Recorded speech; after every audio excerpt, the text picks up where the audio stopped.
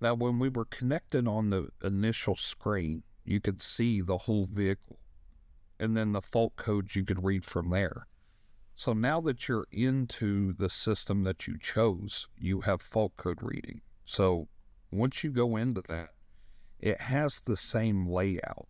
So as you see, here's the fault codes we've seen before.